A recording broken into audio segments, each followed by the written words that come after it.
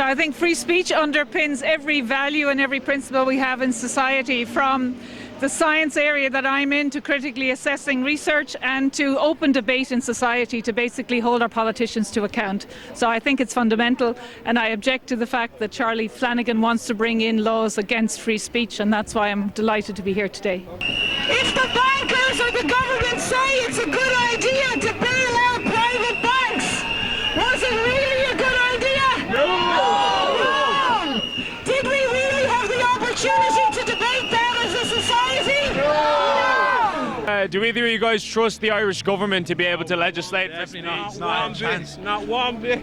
All these numbers are fake. Not one iota. Just the left propaganda all the time, you know. Every time you speak up, you're racist, you know, you're xenophobe, you're this, you're that. Can you imagine the situation that we're going to? The unsatirizable idea that people would appear in court and watch their crime? He hurt my feelings, sir. We're trying to get our freedom back, because at the moment now they're taking our freedom bit by bit. We don't realise it. Ireland is not a cruel country.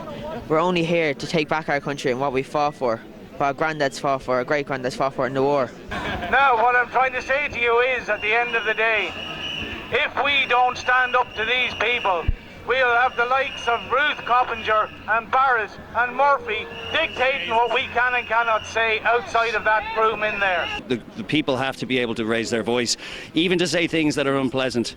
You know, even if you have people out there that have unpleasant things to say, it's better to hear them and know who they are and what they're saying. We have our scallywags and we have our problems, but we're not a particularly hateful or racist country. We're outside the door today, not to call for a change in the law, not to call for a change in the government, but to call for a return of common sense.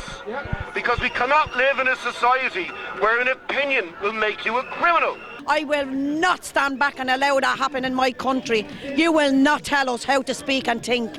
You want to imprison us all if you can, because that's the way it's going to be. No way will they have us under the thumb and not be able to speak freely. What is Charlie Flanagan afraid of? What is Leo Varadkar afraid of? I've seen the video of Charlie down there at the plough competitions and stuff like that. He wasn't pressurised or threatened or, you know, and he's making it out as if like, he had a hard time down there. If you can't ask someone questions, how is it a democracy if you can't debate back and forth, you know? You know, when George Orwell wrote that book, those books, Animal Farm, in 1984, it was a warning. It wasn't a manual for how they should behave in there. I think it's never been more important. I remember saying this to Paul Joseph Watson a few years ago. I said, you know, when the censorship was just ratcheting it up in 2017, and I said, you know, eventually it's going to lead to, you know, free speech events, you know, and people taking to the streets, and here we are, lo and behold. It's time the patriots start waking up and working together and putting differences aside and just saying, look, we have to come together because it's now or never for free speech, it's now or never for this country, and really time is largely running out. But it's really encouraging because I just saw a little bit of Antifa representation there, and they're outnumbered by us by 10 to 1.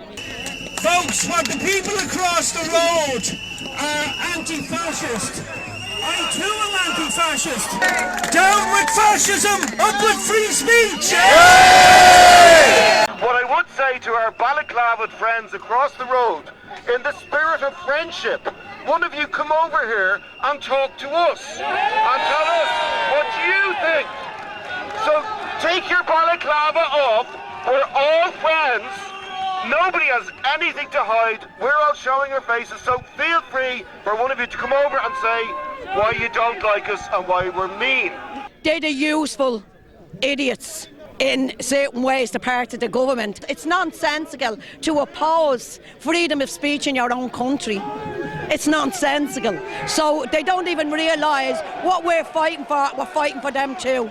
They're too stupid to realise it.